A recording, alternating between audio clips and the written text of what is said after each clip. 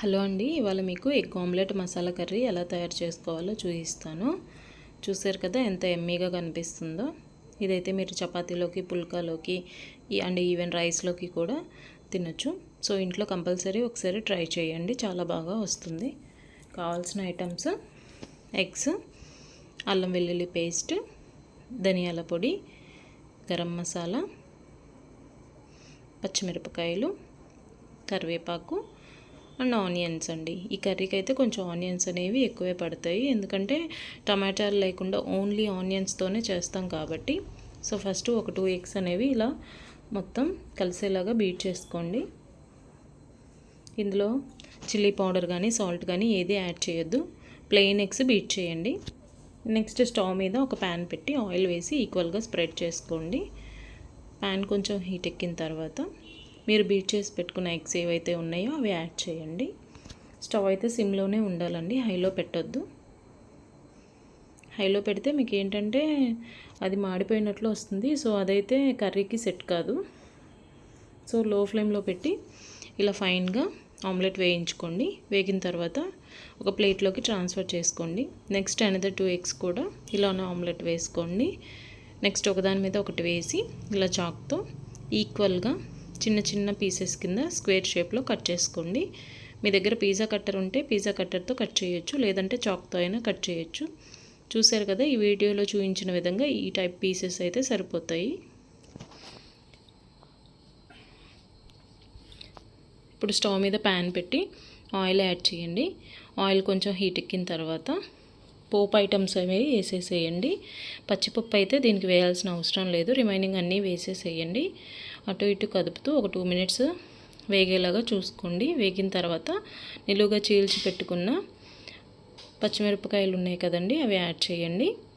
కొంచెం వేగిన తర్వాత కరివేపాకు కూడా వేసేసేయండి. కరివేపాకు కూడా వేగిన తర్వాత మీరు ఫైన్గా చిన్న చిన్న పీసెస్ కింద ఆనియన్స్ అనేవి కట్ చేసి పెట్టుకున్నవి ఇలా యాడ్ చేసుకోండి. చెప్పాను కదండి, ఈ కర్రీకి అయితే ఆనియన్స్ కొంచెం ఎక్కువే పడతాయి.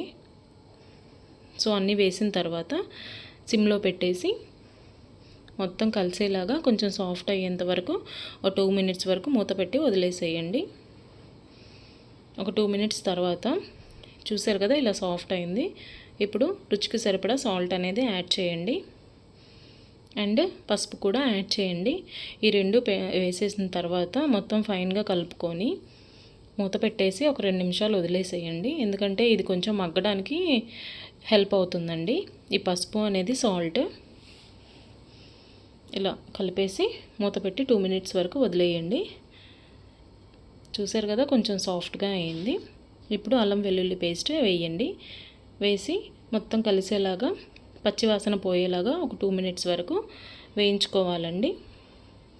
ఒక 2 మినిట్స్ వేగిన తర్వాత అల్లం వెల్లుల్లి పేస్ట్ కొంచెం వేగింది అని అనుకునే టైంకి ధనియాల పొడి అండి, ఇందాక చూపించాను కదా 1 స్పూన్ ఆఫ్ ధనియాల పొడి అండ్ గరం మసాలా 1 స్పూన్.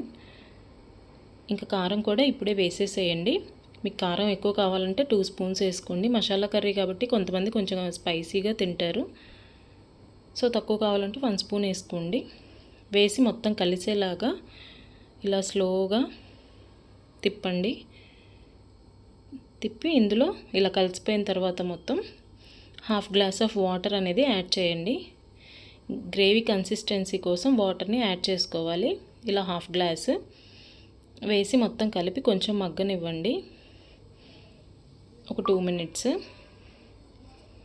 మగ్గిన తర్వాత మూత అనేది తీసి మళ్ళీ ఇంకో గ్లాస్ ఆఫ్ వాటర్ అనేది యాడ్ చేయండి. ఇందాక 1/2 గ్లాస్ యాడ్ చేయమన్నాను కదండి, కొంచెం సేపటి తర్వాత ఇప్పుడు ఇంకో గ్లాస్ ఆఫ్ హాట్ వాటర్ని యాడ్ చేయండి. ఇప్పుడు కట్ చేసి పెట్టుకున్న ఆమ్లెట్ పీసెస్ ఉంటాయి కదా, ఇవి యాడ్ చేసుకోండి. యాడ్ చేసుకొని గ్రేవీ మొత్తం అండ్ మసాలా ఫ్లేవర్ అనేది ఆమ్లెట్స్కి పట్టేలాగా స్లోగా ఇలా మొత్తం కలిసేలాగా తిప్పండి. హై ఫ్లేమ్లో పెట్టండి. తిప్పిన తర్వాత ఇప్పుడు సాల్ట్ సరిపోయిందో లేదో ఒకసారి టేస్ట్ చేసి చూసుకోండి. ఇందాక నేను వేసిన 2 స్పూన్స్ ఆఫ్ సాల్ట్ అయితే నాకు సరిపోలేదండి కర్రీకి, సో ఇప్పుడు అడిషనల్గా ఇప్పుడు యాడ్ చేస్తున్నాను. సో మీరు మీ రుచికి సరిపడా టేస్ట్ అనేది అడ్జస్ట్ చేసుకోండి. చేసిన తర్వాత మొత్తం ఇలా కలిపేసి మళ్ళీ ఒక 2 మినిట్స్ వరకు హై ఫ్లేమ్లో ఉడకనివ్వండి.